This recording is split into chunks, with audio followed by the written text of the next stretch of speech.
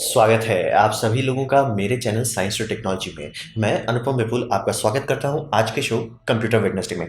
और आज हम लोग एक बात करेंगे सैमसंग का बड़ा समस्या के बारे में, यानी कि सैमसंग वर्सेस एप्पल। तो आइए समझते हैं। तो सबसे पहले समझिए एप्पल इतना बड़ा इंपॉर्टेंट बात क्यों है। क्योंकि वो रिसेंटली 1 ट्रिलियन डॉलर यानी तो मतलब 1-2 साल पहले 1 ट्रिलियन डॉलर का इवैल्यूएशन क्रॉस किया। अगर आप इन्फ्लेशन एडजस्ट करते हैं तो काफ़ी कंपनी और भी कर चुकी है, लेकिन मतलब रिसेंटली एकदम नॉर्मली वो अभी अमेजॉन क्रॉस कर रहा है और ये एप्पल पहले क्रॉस किया। तो ये बहुत बड़ी बात है, मतलब बिना इन्फ्लेशन के अगर आप देखें तो एप्पल ये स्टेप बहुत अपने दम पे पूरा कर लिया कि 1 ट्रिलियन डॉलर का इवैल्यूएशन खुद से हासिल कर लिया। इसमें इतने जीरो होते हैं कि गिनना मुश्किल होता है, मतलब 3 जीरो को आप 4 से मल्टीप्लाई कीजिए उतना जीरो होता है इसमें। तो आप समझिए ये तो एक बड़ी बात होगी, ठीक है। और कुछ साल पहले पेट्रोकेमिकल भी था, माइक्रोसॉफ्ट अपने दम पे ऑलमोस्ट ये पहुंच गया था, मतलब जब उसका हाइट चल रहा था।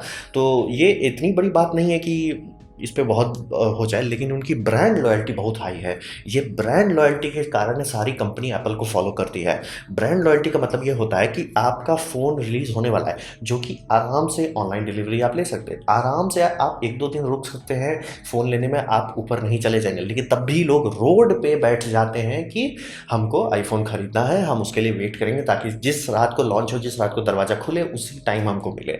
लोग मतलब बारिश में मतलब छाता ले लेके खड़े हो जाते हैं। इस तरह का एक ब्लाइंड फॉलोइंग करने के लिए हर कंपनी करोड़ों खर्च करती है, पीआर डिपार्टमेंट में पैसा पानी की तरह बहा देती है, लेकिन एप्पल के आसपास भी नहीं पहुंचती है। ये बहुत बड़ा बात है। अच्छा हो या बुरा हो उससे कोई लेना नहीं, लेकिन ये बात बहुत बड़ा है। और इसीलिए आपको बहुत लगता है कि आजकल सारी कंपनी एप्पल जैसा नौटंकी क्यों कर रहे हैं, क्योंकि एप्पल इतना गंदा बिजनेस सर्विसेज देता है कि मतलब आपका लैपटॉप है, कुछ भी आप उसका नहीं कर सकते। मतलब वो छींक दिया, चलिए डेटा उड़ गया, क्यों? क्योंकि एसएसडी सोल्डर्ड है और उसका रिकवरी का ऑप्शन भी नहीं देते हैं। मतलब कि आप जीनियस बार में लीजिए तो भी वो रिकवर नहीं करेंगे, वो सीधे उड़ा देंगे आपका।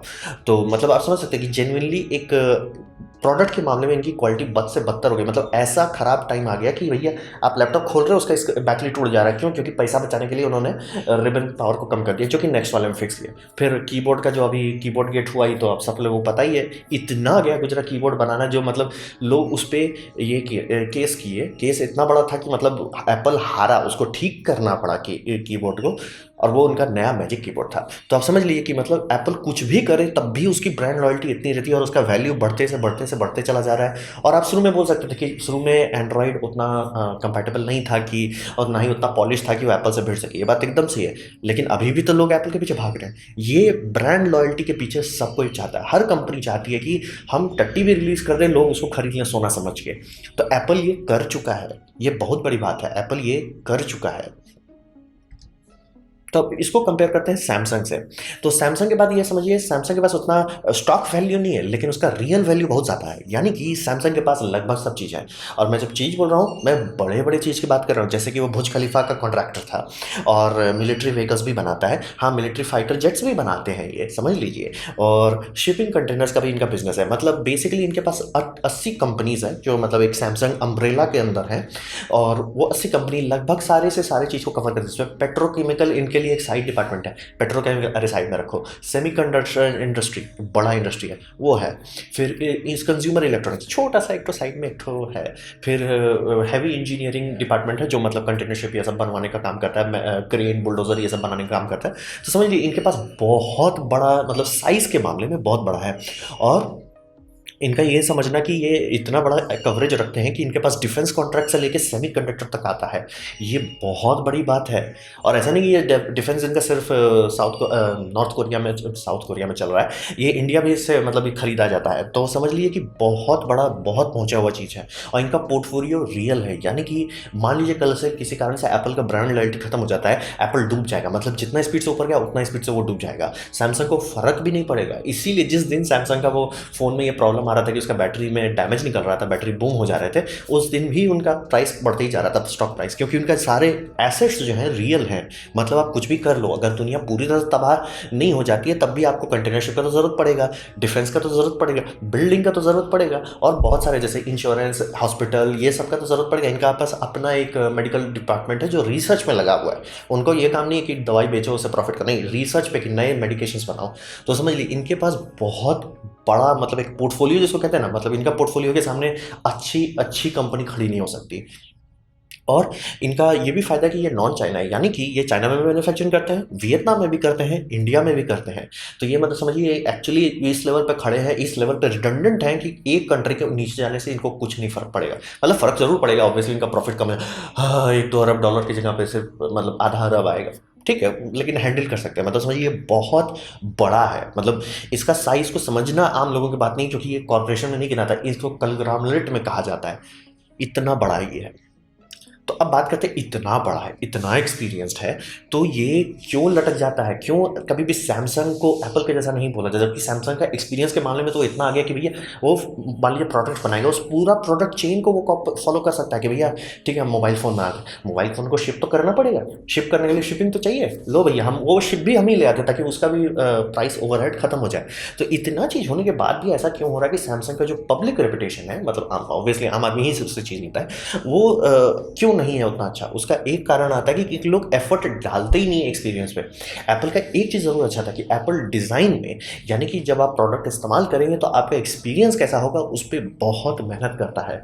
मतलब ये उनका एक जेन्युइनली एक अच्छी बात है कि हाँ, कुछ इंजीनियर्स बैठ के, प्रोग्रामर बैठ के, आर्टिस्ट बैठ के, डिज़ाइनर, यूआई इंजीनियर लेके बैठ के, हाँ, यूज़र इसको कैसे इस्तेमाल करेगा, कैसे इसका एक्सपीरियंस होगा, इस पे एफर्ट नहीं डालते। और प्लस ये बहुत ज़्यादा मेसी, 80 कंपनी को संभालना एक 12 मिनट के अंदर कोई नहीं कर सकता, कोई नहीं कर सकता भाई। 80 गिनना मुश्किल हो जाएगा, तो कर बहुत दिक्कत है। और प्लस इनका जो सबसे बड़ा समस्या ये है कि इनका सेमीकंडक्टर और इनका जो प्रोडक्ट डिवीजन है, यानी कंज्यूमर इलेक्ट्रॉनिक्स, ये दोनों के बीच में बहुत फ्रिक्शन रहता है। और ये फ्रिक्शन मतलब इस तरह का नहीं है कि मतलब कंपनी लड़ रही है, जैसे सोनी के अंदर में होता है कि दोनों लड़ने लगे। सोनी का अल्फा डिवीजन लड़ने लगा एक्सपीरिया डिवीजन से। एक्सपीरिया बोला कि हम आपको टच स्क्रीन और उसका यूआई इंटरफेस देंगे और आप हमको ऑटो फोकस दीजिए। अल्फा वाले बोले हम ऑटो फोकस नहीं देंगे, तो देखिए दोनों लटक गए। इसीलिए सोनी का कैमरा में टच स्क्रीन नहीं आता और उनका मोबाइल स्वाहा हो गया। अब उसको कोशिश कर रहे हैं ठीक करने का, तो यहाँ वैसा बात नहीं है, लेकिन यहाँ पे वो फ्रिक्शन अजीब तरह का है। जैसे एग्जाम्पल के लिए सोनी, ये मतलब बोल रहा हूँ, सैमसंग जो है बहुत भयानक मैन्युफैक्चरर है मेमोरी चिप्स का। कितना बड़ा है, दुनिया के सबसे बड़ा में गिना जाता है। ये बहुत बड़ा है, बहुत पहुंचा लौटा हुआ है। ये इतना पावरफुल है कि इस आईफोन्स में इसके मेमोरी चिप्स इस्तेमाल होते हैं। तो मेमोरी चिप के मामले में, मेमोरी चिप में दो चीज़ होता है, एक तो होता है इंड्योरेंस और एक होता है थ्रूपुट। तो इंड्योरेंस के मामले में वो आप पे डिपेंड करता है। मोबाइल फ़ोन में ज़्यादा ज़रूरत नहीं होता, चाहे तो मतलब सैमसंग आपको एसएसडी देगा जिसमें 2 साल की वारंटी है, या तो मेरे जैसा खरीद लीजिए जिसमें 10 साल की वारंटी है। इंड्योरेंस उसमें बहुत ज़्यादा है। तो मोबाइल फ़ोन में इंड्योरेंस का उतना डिमांड नहीं होता, लेकिन थ्रूपुट का होता है।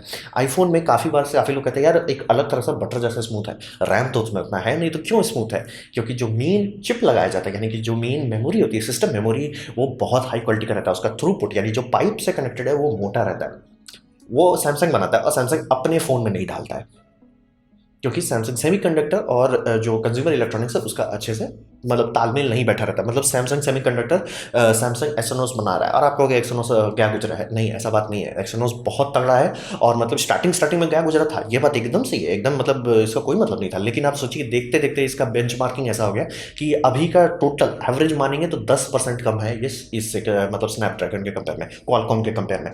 क्वालकॉम कई साल से काम कर रहा है और ये लोग कुछ ही साल हुआ है। मतलब क्वालकॉम के पास दशकों का एक्सपीरियंस है, इसके पास 20 साल के अंदर उस स्पीड पे आ गया। ये बहुत बड़ी बात है कि ये इतना नज़दीक पहुंच गया। प्लस अभी इस वक्त यानी 2020 में एक डील साइन की गई है AMD और इसके बीच में, सैमसंग के बीच में, कि सैमसंग AMD से उनका ग्राफिक्स डिवाइजन लेगा और उसको इसमें इंटीग्रेट करेगा। और अगर ये सक्सेसफुल हो गया, 50% भी सक्सेसफुल हो गया, एक्सर्नोस इतना आगे चला जाएगा कि क्योंकि जैसे स्नैपड्रैगन में आपको पता हो आर्डिनो करके एक सिस्टम है जो ग्राफिक्स चलाता है, वो मतलब उसको धो देगा, क्योंकि AMD ग्राफिक्स वहाँ से ला रहा है कंप्यूटर, इसके तरफ से, कंप्यूटर के डिपार्टमेंट से।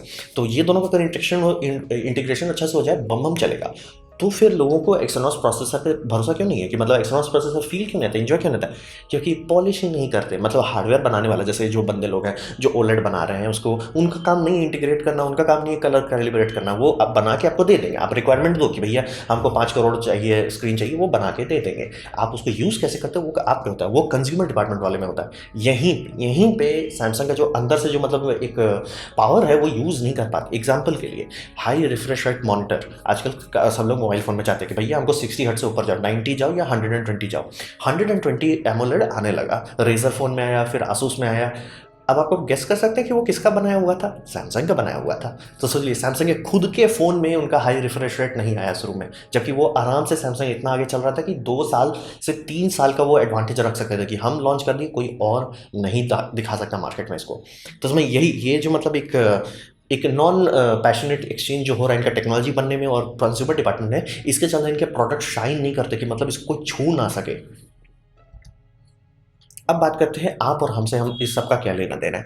इसका समस्या हम लोग को सबसे सीधा पड़ता है कि ये लोग बहुत ज़्यादा फ़ोन में, मतलब इनका डिपार्टमेंट ऐसा है ना कि जैसे कोई शिकायत करता है कि यार कैमरा अच्छा से नहीं, कैमरा एक काम करो नया फ़ोन बना दो, अरे ये कैमरा नहीं काम, अरे एक और फ़ोन बना दो। एग्जाम्पल के लिए इनके पास नॉन ऑप्टिमल डिज़ाइन का बहुत बोलबाला है, ये सबसे बड़ा समस्या है। आप कभी भी देखते होंगे एप्पल में रैम का ऑप्शन नहीं दिया जाता, क्यों? क्योंकि हर प्रोसेसर का एक ऑप्टिमम रैम सेटिंग होती है, यानी कि इसीलिए आप देखते होंगे प्रोसेसर में लिखा रहता है कि वो सिर्फ इतना रैम इस्तेमाल कर सकते हैं, जैसे कि 32 GB हो गया डेस्कटॉप के केस में, या 128 हो गया, लेकिन सर्वर में देखिए लिखा रहता है 2 से 4 टेराबाइट का वो हैंडल कर सकता है। ऐसा क्यों है? प्रोसेसर के अंदर उस रैम मेमोरी को एड्रेस करने का कैश होना चाहिए, नहीं है तो वो एड्रेस ही कहाँ से करेगा, वो खो जाएगा, स्लो हो जाएगा। और ये होता था तो इसीलिए हर मोबाइल प्रोसेसर का एक ऑप्टिमम होता है कि भैया ये प्रोसेसर आपने बनाया ना, इसको आप 4 GB दे दो ये काम करेगा, इसको आप 6 दे दो काम करेगा, 8 दे दो ये उल्टा स्लो करने लग जाएगा। क्यों? क्योंकि वो एड्रेस करने में दिक्कत हो जाएगा। अब ये एग्जांपल के तौर पर बता रहा हूँ, जनरली वो शायद 16 GB के आसपास होगा।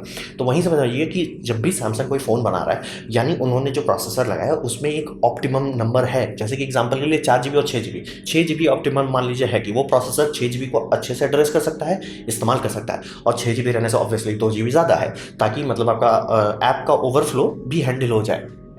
लेकिन उसके तो मतलब ये 4 GB हटा नहीं रहे, और आप बोलेंगे ये कंपनी इतनी बड़ी है कि सब कंपनी को बेच रही है, आराम से इनके प्रॉफिट मार्जिन में इतना बड़ा जगह है कि ये आराम से हटा सकते, भैया 4 GB हटा दो।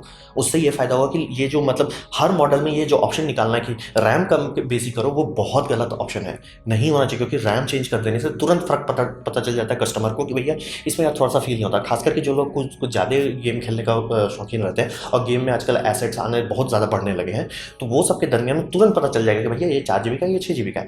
तो 4 GB का ऑप्शन रखे क्यों है? और ऐसा भी नहीं है कि आपको सैमसंग को खरीदना है, मतलब सैमसंग के पास है भैया, उनको फ़ोन उठाना है भैया कि कितना चाहिए, और 10 से डिलीवरी आ जाएगी सेमीकंडक्टर डिपार्टमेंट से। नॉन ऑप्टिमाइज डिज़ाइन ले डूबता है सैमसंग को बार बार यहीं पे। जैसे कि वो आराम से 32 GB आजकल क्यों फ़ोन बना रहे हो? 32 GB किसको हजम होगा? 64 चलो ठीक है, 128 ठीक है, 256 ठीक है। अब यहाँ पे इतने सारे ऑप्शंस क्यों हैं? 2 ही ऑप्शन रखो ना, 256 और 128। क्योंकि वो भी ये सब जो मैं प्राइस रेंज की बात कर रहा हूँ, इसमें मेमोरी कार्ड एक्स्ट्रा नहीं लगाया जाता है, वो भी सैमसंग खुद बनाता है, तो सैमसंग को ही प्रॉफिट होगा मेमोरी कार्ड बेचने से। वो भी इस लोग ऐसा नहीं करते कि ठीक है 128 6 GB फिक्स कर देते हैं, या 128 8 GB फिक्स कर देते, ताकि थोड़ा मतलब 2-3 साल तक चलता रहे और लोग इसको इस्तेमाल करें। ऐसा नहीं है, हर डिज़ाइन पे हज़ारों ऑप्शंस बनते रहते हैं। और इसका एग्जांपल के लिए मैंने आज ही वेबसाइट्स में जाकर इसका चेक किया, 10 मैंने सेट कर दिया कि ये 10,000 से 20,000 के रेंज में मुझे दिखाओ कितना फ़ोन है सैमसंग के पास। 41 टोटल ऑप्शन है, यानी कि सैमसंग का जो डिवीजन है जिसको बॉक्स बनाना रहता है, उसको 41 बॉक्स बनाना पड़ेगा, और ये सारे का दाम का रेंज होगा 10,000 से 20,000 के अंदर का। मतलब 12 मॉडल है, 12 टोटल मॉडल है, और इस सब मॉडल में ऑप्शंस हैं, अलग अलग ऑप्शंस हैं। जैसे कि कलर का ऑप्शन, तो आप बोले कलर से उतना फर्क नहीं पड़ता, फर्क पड़ता है क्योंकि एक फैक्ट्री में किसी रोबोटिक मशीन को ये रहेगा कि उसमें लाल केसिंग लगाए या हरा केसिंग लगाए, वहीं पर पहला वो टाइम लेता है, पैसा लेता है, प्लस आपको हर के लिए अलग बॉक्स बनाना पड़ेगा, हर के लिए अलग बॉक्स प्रिंट करना पड़ेगा, हर को डिलीवर करना पड़ेगा। यहीं पर सबसे बड़ा समस्या आता है। जैसे कि दुकान जो है, दुकान में उसको रखना तो पड़ेगा ना 5-6 ऑप्शन, जैसे वो 5 लाल रखता है, 5 हरा रखता है, 5 नीला रखता है। अब आपको क्या पता कि क्या बिके, हो सकता है कि नीले खूब बिकने लगे या मतलब काला बिकने लगे। ऐसा होता है, कई बार हुआ है, कई सारे कलर उतना अच्छे से नहीं चलते। आपको इसका सबसे बड़ा समस्या दिखा, कई दुकान में जो लोग रेगुलरली खरीदते हैं उनको तो सुनने को मिल ही जाएगा। आप उन लोग से बात कीजिए, बताए अरे ये कलर नहीं बिका, इसको मतलब सस्ते में निपटाना पड़ा। ये होता है क्यों? इतने सारे ऑप्शंस, 41 टोटल ऑप्शन, इसमें से सबसे गया गुजरा ऑप्शन आ रहेगा कि भैया आपका रैम ऑप्शंस बदल देते हैं, कि एक में 4 GB रैम है, एक में 6 GB रैम है, मतलब फिर 128 GB का अलग मॉडल है। ये सब ले डूबता है। अब सोचिए कोई कस्टमर इसको कैसे नेविगेट करेगा कि भैया इसमें से मैं क्या चूज़ करूं, और इसमें से आधा से ज़्यादा में सेम प्रोसेसर है। तो मतलब अगर ये ऐसा रखते कि ठीक है 10,000 का एक फ़ोन, 15,000 का एक फ़ोन, 20,000 का एक फ़ोन, और उसमें कलर ऑप्शंस रहता है, ठीक है कोई टेंशन नहीं है, बम बम रहता है, धो देते ये सबको। और ये इस मतलब ऑब्वियसली किसी इंजीनियर को बैठ के इस सबका सॉफ्टवेयर तो लिखना पड़ेगा ना, उसको बैठ के मॉडल को कॉन्फ़िगर तो करना पड़ेगा, वहीं पे टाइम इनका बर्बाद हो जाता है। और सॉफ्टवेयर ना तो पॉलिश है ना तो ऑप्टिमाइजेशन है। मैं सैमसंग M30 खरीदा, काफ़ी खुश था।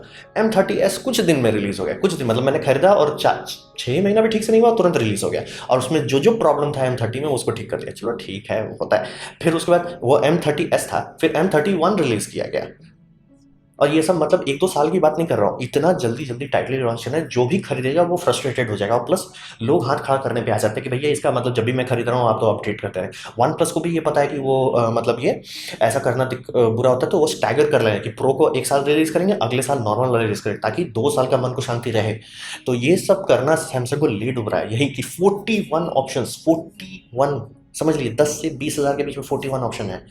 बहुत गलत, मतलब 3 होना चाहिए, 4 बहुत हो गया। तो वहाँ पे भी मतलब इतना क्या गुजरा ये लोग एक्सपीरियंस दे रहे हैं कस्टमर को। मतलब हार्डवेयर है, रैम है, प्रोसेसर है, डिस्प्ले, इससे बेटर तो डिस्प्ले है ही नहीं। मतलब इसी का डिस्प्ले पूरा दुनिया में चल रहा है, तब भी मतलब इसमें आपको नेटफ्लिक्स में फुल एचडीआर नहीं मिलेगा। क्यों? कॉन्फ़िगरेशन किसी ने नहीं किया, वो S20 में किए, वो प्रो एंड एम मॉडल्स है उसमें किए। ये सब में आराम से कर सकते थे, हार्डवेयर था, नहीं किए जानबूझ के। क्यों? इतने सारे मॉडल में हमको तो उनके सॉफ्टवेयर टीम को लिया जा, ये 5 मिनट चलो ये एक नया मॉडल बनाओ, कुछ एक प्रॉब्लम है चलो एक नया मॉडल बनाओ। जेन्युइनली इसी कारण से सैमसंग कभी भी इंडियन मार्केट पे ठीक से वो रुतबा नहीं कर रहा, और यही कारण से सैमसंग कभी भी वो फील नहीं दे पाता है लोगों को कि यार एक पॉलिश डिवाइस मैंने खर्च किया, मैंने 10,000 दिया तो लगता नहीं कि 10,000 दिया। आपको लगेगा ठीक है फ़ोन आ गया, लेकिन वो 8-9 हज़ार जैसा फीलिंग दे रहा है, मतलब लैग कर रहा है, स्टक कर रहा है। ये यही कारण है कि इतने सारे मॉडल बनाने के चलते मतलब 41 डब्बा, भाई मेरा ही दिमाग उड़ गया इसको गिन गिन के। तो आप और हम एज ए कस्टमर क्या कर सकते हैं? तो यहाँ पे एक समस्या आता है कि मुझे रिसेंटली किसी ने पूछा था कि मतलब अगर चाइनीज़ ब्रांड को बैन कर दें तो कितना ऑप्शंस रहेगा? यहीं पर लटक गए कि भाई ज़्यादा ऑप्शंस है ही नहीं। मतलब कुछ कुछ कंपनी है, ऐसा नहीं कि ज़ीरो है। तो बड़े मामले में तो सिर्फ सैमसंग और एप्पल है, तो हम लोग तो वहीं लटक गए कि अगर आपको छोड़ना है तो यही दोनों में से कुछ लेना पड़ेगा। और बाकी है, ऐसा नहीं है कुछ नहीं है। जैसे सोनी है, सोनी कोशिश कर रहा है वापस आने का, और इस बार बात हुआ है कि सोनी अल्फा डिवीजन से बात कर रहा है और अल्फा डिवीजन का कैमरा इक्विपमेंट इस्तेमाल किया, मतलब उसका एल्गोरिदम इस्तेमाल हो रहा है। तो जो लोग इसको खरीद रहे हैं, एक्सपीरिया का जो नया सीरीज़ है, जेनुइनली खुश हैं कि हाँ ये एक एक्चुअली यूनिक फ़ोन है, और फोटो मतलब ग्राफिक्स का जो है एक्चुअली हाई एंड है। यानी कि आप फोटो लेके आप उसको रॉ में एडिट करना चाहोगे, ना कि ये रहेगा कि फोटो आया उसको कंप्यूटर को जो कर दिया, वैसलीन लगा दिया, सबको दिखा दिया। आपको वैसा नहीं, मतलब एक actual photo as a camera phone के तौर पर इस्तेमाल कर सकते हैं। फिर नोकिया भी ट्राई कर रहा है, लेकिन नोकिया भी वही गलती कर रहा है कि 50-60 मॉडल रिलीज़ कर दिया। कंपनी अभी खरीदी थी, जो मतलब फर्म ने कंपनी खरीदा, वो इतना ज़्यादा मॉडल दे रहे हैं कि सपोर्ट नहीं दे पा रहे। तो कस्टमर के तौर पे हम लोग लटक गए हैं ऐसा जगह पे जहाँ पे एक कंपनी जो आंख मूंद करके सबसे अच्छा प्रोडक्ट बना सकती, कम मेहनत पे ज़्यादा प्रॉफिट पे ना करके, बस मॉडल पे मॉडल, मॉडल पे मॉडल, मॉडल पे मॉडल, उसके ऊपर मॉडल, वैसे नहीं चलता। मतलब उससे हम ही लोग लटक रहे हैं एज ए कस्टमर।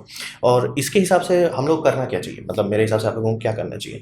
आप लोगों को थोड़ा सोच समझ के खरीदना होगा। मतलब टाइम लीजिए। हाँ, ये बहुत मतलब अफसोस होगा कि मतलब अब किसी को मैं नहीं आज बोल सकता ये खरीद लो।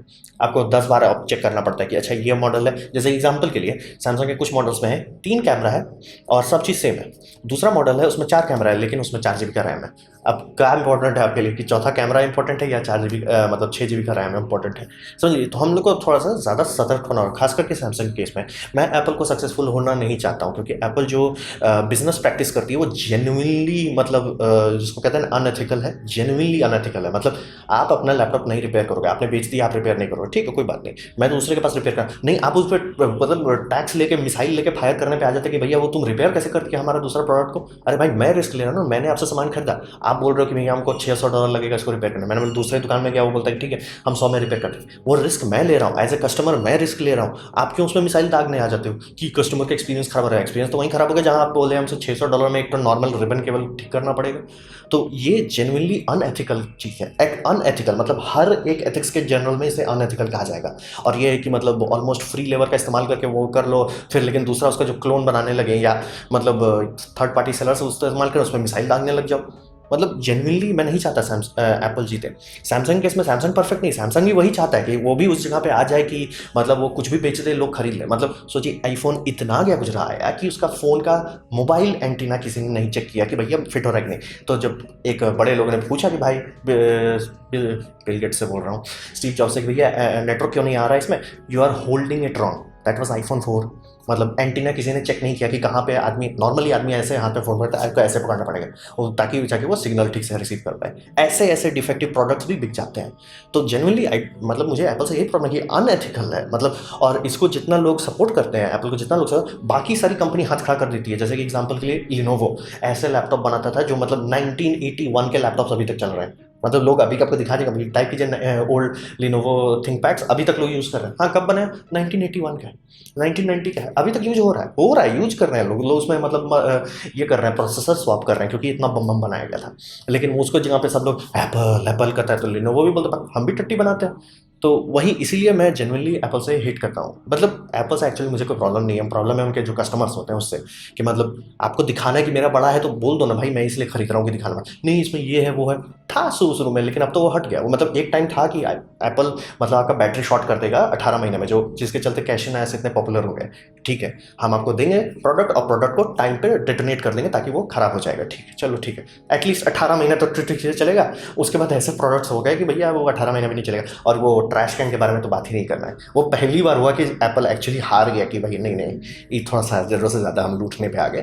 तो यही समझिए कि एज ए कस्टमर हम लोग इस जगह पे लटक गए कि गलत गलत चीज़ से लोग सीख रहे हैं। मैं सोनी से एटलीस्ट इस बात से खुश हूँ कि सोनी ज़्यादा मॉडल नहीं रिलीज़ कर रहा है, सिर्फ 2 से 3 मॉडल में काम चलाना चाह रहा है, तो ये बहुत अच्छा जा सकता है। नोकिया ये कर सकता था, क्योंकि हर जितना फ़ोन आप बनाते हो उसका आपको सपोर्ट देना पड़ेगा। अब ये एंड्रॉयड का पुराना ज़माना नहीं है कि बस रिलीज़ के बाद हाथ खड़ा कर लो। तो एज ए कस्टमर हम लोग को काफ़ी सोचना पड़ेगा, और खास करके अगर आप चाहते हो कि हम चाइनीज़ कंपनी को ना सपोर्ट करें, आपको काफ़ी सोचना पड़ सकता है। तो ये था मेरा प्रेजेंटेशन सैमसंग का सबसे बड़ा समस्या के बारे में। उम्मीद करता हूँ आपको अच्छा लगा हो, कुछ सीखने को मिला हो, कुछ समझ में आया हो। अगर ऐसा है, लाइक कर दें, दोस्तों शेयर कर दें, उससे मेरा काफ़ी भला होगा। नहीं अच्छा लगा, नहीं पसंद आया, कोई बात नहीं, आप डिसलाइक कर सकते हैं। मैं कहूँगा डिसलाइक मुझे 2 बार दबाएं, उससे मुझे पता चलेगा कितना ना पसंद हुआ है। मैं आपसे कहूँगा कि कमेंट लिखें, क्योंकि मैं हर कमेंट की जवाब देने की कोशिश करता हूँ। आपसे कहूँगा सब्सक्राइब कीजिए, बेल दबाइए अगर आप फ्री हैं तो। आपने मेरा वीडियो देखा, जान के मुझे बहुत खुशी हुई। धन्यवाद।